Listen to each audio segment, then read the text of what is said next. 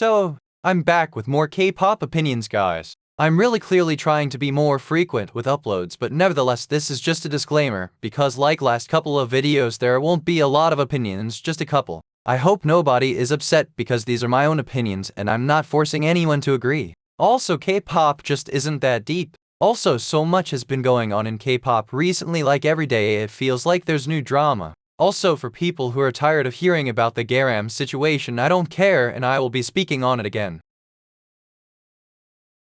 Not really anticipating Twice's rumored comeback. I've grown pretty disinterested in Twice's sound as the years go on and their recent comebacks all feel very stale for me. Since Alcohol Free, I haven't really been into their music. Something about it just feels very bland and it lacks anything that really stands out to make it unique, and it just doesn't feel like Twice anymore. It feels like it's a double-edged sword at this point, because most of the conversation around their concept is that they were known for doing cute, but now they're steeping out of that and have been for a while now, but the releases themselves just haven't done it for me. I hated more and more, and it was a era that made me really lose interest in Twice, but I loved I Can't Stop Me, but I've been really back and forth on their music ever since. I feel like it now is even more so predictable, and the formula is just really lackluster to me. Also, with 9 members and the vocal abilities feeling pretty much solidified, I'm just not as interested in their sound. Hopefully, their next comeback, I really enjoy. I'd really like to be shocked by Twice now.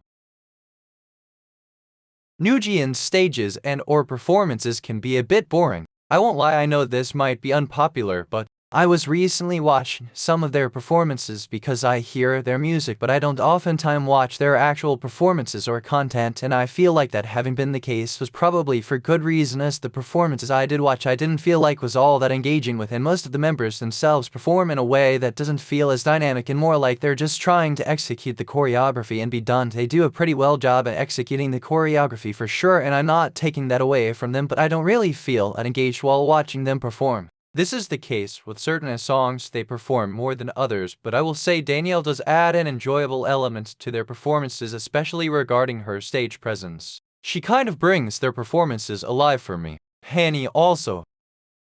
So by now I'm sure everyone has seen the controversy around if Irene will be renewing her contract or not, and how that maybe is playing a role in the lack of group activities and promo. Can I just say how selfish and odd it is to solely focus and comment on the fact that Irene hasn't renewed her contract when the status of 3 other members is also unknown? This seems like a bully tactic to try to sway or guilt her into staying with the company or making an official statement on the matter solely because she is the most popular member. It's all just so weird, especially considering the members themselves, including Irene, have all been hinting at them being in the studio recording for the next full album that they initially confirmed in August. By now, Red Velvet's manager has 100% confirmed that Red Velvet's full album is in the works and slated to be released this fall, in November specifically. I can't tell if this was media play or it has all been a complete mess, but making it seem as if Irene and her contract renewal is the reason for Red Velvet having few group activities is so bizarre, seeing as for the last couple of years they rarely have group activities in general, and even their promo is short and leaves something to be desired. Anyway, this was such a messy thing to do, and I'm just happy it's officially confirmed that Red Velvet's comeback and full album will be happening this November. Hopefully we get a pre-release, as that's bare minimum, and if SM can do it for their other artists, Red Velvet deserve a pre-release as well.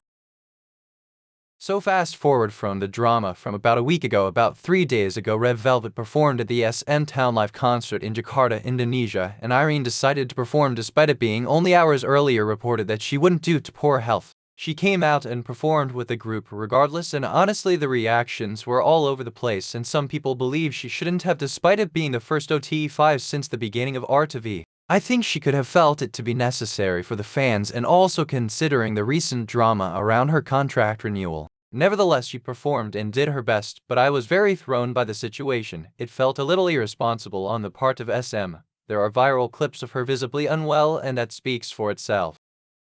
I think the third generation has kind of peaked. Kinda is emphasized. These groups undoubtedly have tremendous popularity and continue to exert significant influence within organizations like amazing groups like BTS, Blackpink, Red Velvet, Twice, and EXO rose to prominence during the third generation of K-pop and experienced tremendous success both domestically and abroad. They revolutionized K-pop and what it was once known as forever by bringing new sounds, captivating performances, and groundbreaking concepts. However, the competition among groups today is quite fierce, and it seems like third-generation groups have taken a backseat, with big and relevant fourth-generation groups largely dominating. Third-generation groups are still having success with releases, but not as much as they once did, and obviously with time and Eve. Of course, the third generation is still producing hits and is unquestionably still growing in popularity, but the third generation largely feels uninspired and a little stagnant. It is noteworthy to point out that many third-generation bands have split up or are largely inactive right now, thus that also plays a significant role.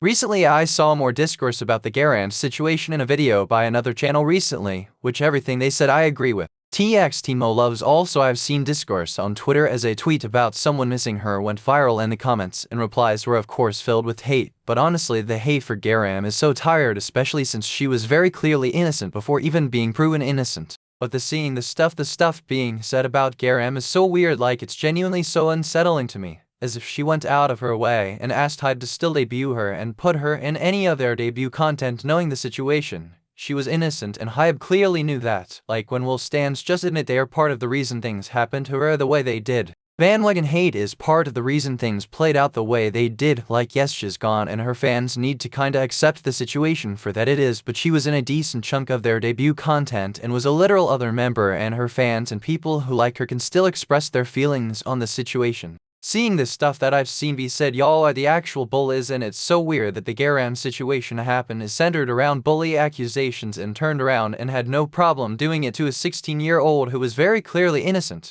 She did not deserve what happened to her. It's your guilty conscience making you feel the need to be dramatic every time her name is mentioned. I think it's fair to say that solo stands in K-pop are becoming progressively irksome. Their excessive emphasis on a single person can occasionally result in exclusivity and possessiveness. It can also lead to a lot more instances of fans using the term mistreated because their favorite doesn't have the line distribution that they believe their favorite should have, which can cause divisions within fandoms as people may prioritize supporting just their favorite member over the group as a whole. Being solo stan is fine, but it's also critical to remember that your favorite is still part of a group and isn't entitled to any more attention than the other participants simply because you like them. It's true that many solo stans propagate negativity toward the other members in order to support their favorites, but K-pop is ultimately about recognizing the group's talent and labor of love as a group. I feel like IVE are becoming more of a staple girl group. My opinions on IVE have been very up and down literally since their debut. IVE are a group I like, but I'm more casually into just because I don't really feel like all that drawn in by them. And in some instances they fall flat of being anything significant to me. I do feel like they are developing a formula that feels very unique to them. They have a very pretty sound, but just in general I feel like they've started solidifying their presence as a group in terms of discography and overall presence. They release pretty much hit after hit with not a single title track of theirs being seen as extremely divisive. There are instances where the group do fall flat. For me personally, I do feel like they are definitely one of the top girl groups at the moment. I don't know where they really stand in popularity, as it seems like other fourth-gen girl groups more talked about, but I just know they're one of the most popular, and I feel like they have a pretty good head on their shoulders. I haven't really drove that deep into their new stuff, which may seem contradictory, but their recent Korean titles have all been successful, and those of course I know. I find it rude to bring other artists' light sticks to other groups' concerts. I'll just bluntly say that I find it rude and unnecessary. I understand that light sticks are expensive and it's a lot of money to buy them for every group you stan or listen to, but you don't have to. You bring a light stick, it's not a requirement, and if you cannot afford more than one or two you don't have to and you aren't obligated. But even if idols are being nice about it, I can guarantee none of these groups actually care to see light sticks from other groups at their concerts. If you can't afford it, you can't afford it, and you don't have to bring one. It's in my genuine opinion that it's just rude and disrespectful to the groups. I know people care about creating the oceans for members, but I don't care. That itself, in my opinion, isn't a big enough sway for me to think it's necessary to bring other groups' light sticks to concerts. And the fact that it's been happening so much recently, it's annoying, and comes off as entitlement. Anyway, that's it for my opinions. I hope I didn't offend anyone with my own personal opinions, as K-pop just isn't that deep. You don't have to agree. In fact, it's more than 100% okay if you don't agree, but if you come in the comments being nasty or intentionally confrontational, your comments will immediately be deleted. Don't be confrontational. K-pop is not that deep. Please like and subscribe and follow my TikTok of the same name. Also, GARA deserved better, and I stick by that. And Liz also deserves better, like her recent screen time being 8 seconds and an almost 4-minute MV for either way was completely ridiculous.